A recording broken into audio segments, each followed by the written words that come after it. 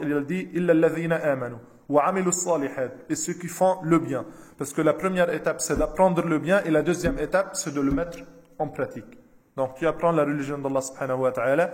La deuxième étape, c'est de le mettre en pratique. La troisième partie, وَتَوَاصَوْا بِالْحَقِّ, donc de conseiller les gens, de faire da'wa, d'appeler les gens à la religion d'Allah subhanahu wa ta'ala. وَتَوَاصَوْا بِالصَّبْرِ, parce que lorsque tu es croyant, tu vas vivre dans des difficultés, soit parce que les gens vont rendre difficile ta vie en respectant la religion d'Allah subhanahu wa ta'ala, soit parce que juste l'engagement pour l'islam nécessite, sabr nécessite l'endurance, faire 5 prières, jeûner le mois de Ramadan, donner de son argent fi sabilillah, tout ça, ça nécessite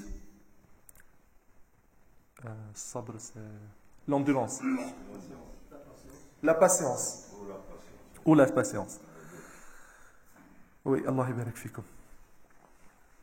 Après cela, j'ai parlé jusqu'à maintenant juste de l'importance de s'engager pour transmettre, déjà pour apprendre et pour transmettre la religion d'Allah subhanahu wa ta'ala, pour transmettre le conseil d'être pratiquant et de pratiquer la religion d'Allah subhanahu wa ta'ala.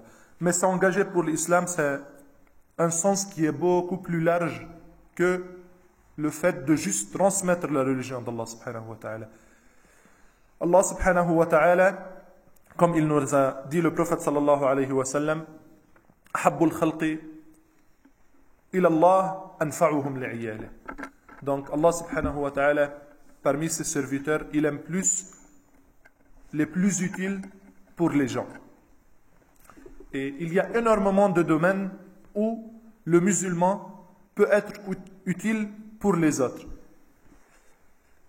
Et ce domaine, il est divisé en deux parties, même le domaine de transmettre la religion d'Allah subhanahu wa ta'ala. Comme ils disent les savants, il y a ce qu'on appelle fard al-ayn ou fard al-kifaya. Quelque chose qui est obligatoire pour chaque personne, et il y a une autre partie qui est obligatoire, pas par personne, mais par groupe. Comme quoi, par exemple, fard al-ayn, ce qui est obligatoire par personne, c'est de faire les 5 prières.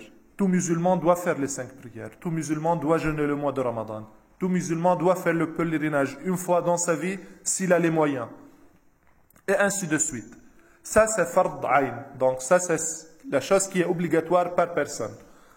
Et l'autre partie, c'est ce qui est obligatoire, pas pour une personne, mais pour un groupe. S'il y a une partie qui s'engage pour faire ce travail,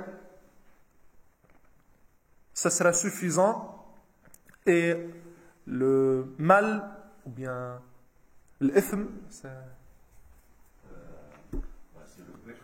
Oui, le péché, il saute de ton dos. Celui qui le fait, par exemple, avoir des hôpitaux, construire une mosquée, s'il y a quelqu'un qui décède, faire le lavage mortuaire, aller l'enterrer, faire l'adhan dans la mosquée, faire l'iqama, pouvoir faire les 5 prières. Tout ça, c'est obligatoire pour la communauté musulmane dans chaque ville, ou là, dans chaque village, ou là, dans chaque pays. S'il y a une partie qui fait ce travail, ils seront récompensés par Allah subhanahu wa ta'ala, mais celui qui ne le fait pas, il ne sera pas fautif, parce qu'il y a une partie qui l'a fait.